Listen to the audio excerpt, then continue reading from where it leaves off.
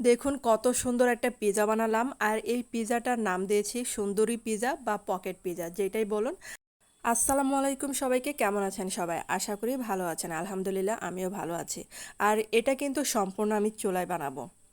তো প্রথমে এখানে কিন্তু আমি 1.5 কাপ ময়দা দিলাম, তারপর দিব 1 চা চামচ চিনি আর স্বাদ মতো লবণ, আর সামান্য হাফ চা চামচের মতো হবে বেকিং পাউডার দিলাম। আর বেকিং পাউডারটা না দিলেও চলে। আর আমি কিন্তু প্রথমেই ইস্ট দিতে ভুলে গিয়েছিলাম, পরে কিন্তু দিয়েছি। আর এখানে যে তেল দিলাম, আর এখন দিব 2 চা চামচের মতো ইস্ট। তারপরে যে সবগুলো ভালো করে মাখিয়ে নেব। আর এখন এই যে কুসুম গরম পানি দিয়ে একটা খামির তৈরি করে নেব। আর আমার চ্যানেলে যদি আপনারা নতুন হয়ে থাকেন, চ্যানেলটাকে সাবস্ক্রাইব করে পাশে থাকার অনুরোধ রইল। আর ফেসবুকে যদি এই ভিডিওটা দেখে থাকেন, অবশ্যই কিন্তু ভিডিওটা একটু শেয়ার করে দেবেন আপনারা। আমি কিন্তু একটু নরম নরম করে খামিরটা তৈরি করে নেব। তো খামিরটা কিন্তু রেডি। এখন এই যে কিছুক্ষণ ঢাকনা দিয়ে ঢেকে রাখবো এবং কিন্তু আমি গরম জায়গাতে রেখে দেবো এটা। আর এখন এই যে মাংসটা যেটা ভিতরে দিব সেটা ভেজে নিচ্ছে। তো প্রথমে এখানে 2টা পেঁয়াজ দিলাম, মিডিয়াম সাইজের পেঁয়াজ। আর পেঁয়াজগুলো কিন্তু হালকা ভেজে নিচ্ছে। তারপরে যে চিকেনগুলো এরকম করে যে কেটে নিয়েছি সেটা দিয়ে দিলাম। আর এখন হাফ চা চামচ করে আদা রসুন বাটা দিয়ে দেব।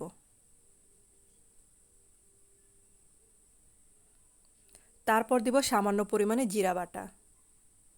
আর এখন দিব 1 চা চামচের মতো শুকনা মরিচের গুঁড়া। আর দিলাম স্বাদ মতো লবণ। তারপর হাফ চা চামচের মতো আমি গরম মশলা গুঁড়া দিলাম।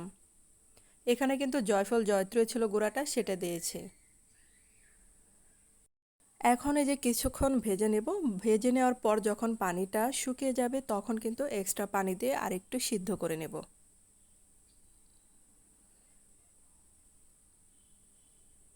আর চিকেনটা একটু ভালো করে রান্না করাটাই ভালো হয়।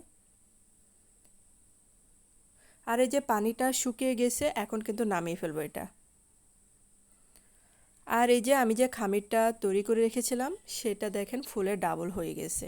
তো এটা হাত দিয়ে আরেকটু ভালো করে মথে নিতে হবে। আমি একটু হাতে তেল মাখিয়ে নিচ্ছি। তারপর এরকম ছোট ছোট লেচি কেটে নিচ্ছি।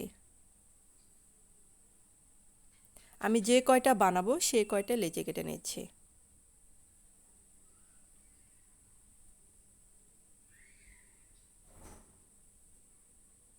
এখন একটা একটা নিয়ে আমি এরকম ঢাকনা দিয়ে ঢেকে রাখবো। আর এই যে পিঁড়িতে একটু তেল মাখিয়ে নিচ্ছি। তারপর আমি কিন্তু একটা রুটি বানিয়ে নেব।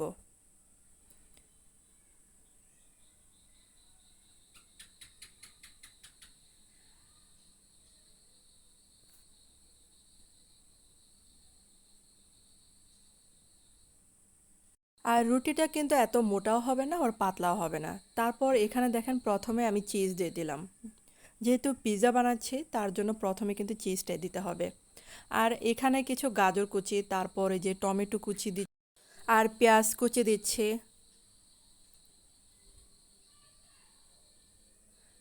কিছু কাঁচামরিচ কুচিও দিচ্ছে। আপনারা চাইলে কিন্তু হাতের কাছে যদি ক্যাপসিকাম থাকে সেটা দিতে পারেন। যেহেতু আমার কাছে ছিল না তার জন্য আমার কাছে যেগুলো ছিল সেগুলাই দিলাম। এখন এই যে এর উপরে টমেটো সস দিলাম, তারপর দিলাম এই যে ভাজা মাংস যেগুলা সেগুলা দিয়ে দিলাম।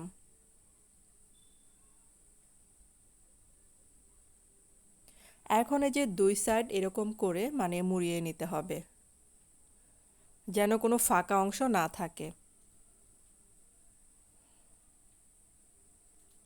এটা একটু সাবধানে করতে হবে, কারণ এটা কিন্তু বারবার খুলে যাওয়ার চান্স থাকে, তার জন্য হাত দিয়ে ভালো করে চেপে দিতে হবে।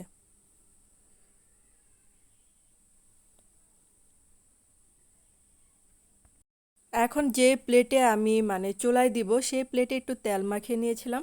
আর এই প্লেটে কিন্তু আমি সেট করে নিচ্ছি। এখন এই যে একটা ছুরির সাহায্যে এরকম মাঝখান দিয়ে কেটে দিতে হবে। আমি যে সাইড মুড়িয়ে নিয়েছিলাম সেই সাইডটা কিন্তু নিচে পড়েছে আর নিচেরটা উপরে পড়েছে। এভাবেই করে দিতে হবে।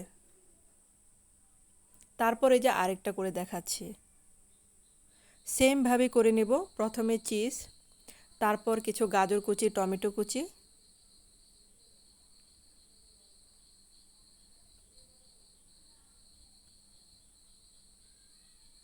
পরে পেঁয়াজ কুচি দিচ্ছি, কাঁচামরিচ, পরে এই যে মাংস, রান্না করা মাংস। এখানে কিন্তু মানে প্রথমে কিন্তু সসটা দেওয়া উচিত, আমি একটু মানে পরেরটা আবার তাড়াতাড়ি করতে গিয়ে সসটা শেষে দিয়ে ফেলেছিলাম। সসটা কিন্তু একটু মানে মাংস দেওয়ার আগে সসটা দিলে ভালো হয়।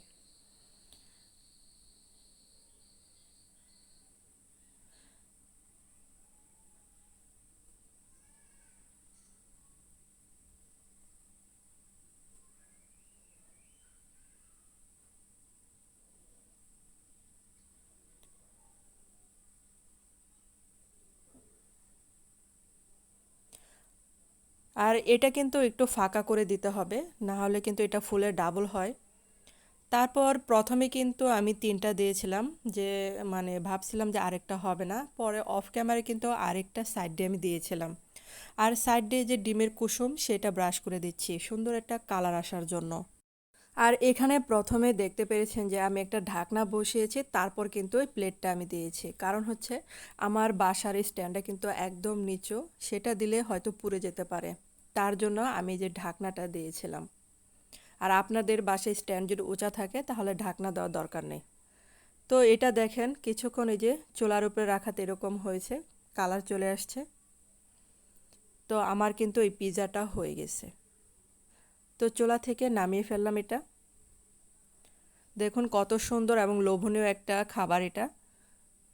যারা এভাবে এখনও বানান নাই তারা অবশ্যই এই রেসিপি থেকে বাসায় বানিয়ে নিতে পারেন। তো কেমন হলো অবশ্যই কমেন্ট করে জানাবেন। যদি আমার ভিডিওটা ভালো লাগে অবশ্যই কিন্তু এটা লাইক দিবেন। আর দেখেন এটার নিচের সাইডটা দেখেন কত সুন্দর হয়েছে, একদম কিন্তু পুড়ে যায় নাই, মানে একদম পারফেক্ট হয়েছে এটা। আর ওভেনের থেকে কিন্তু কোনো অংশে কম হয় নাই এই পিৎজাটা চুলায় বানানো। তো ধন্যবাদ সবাইকে এতক্ষণ আমার ভিডিওটা দেখার জন্য।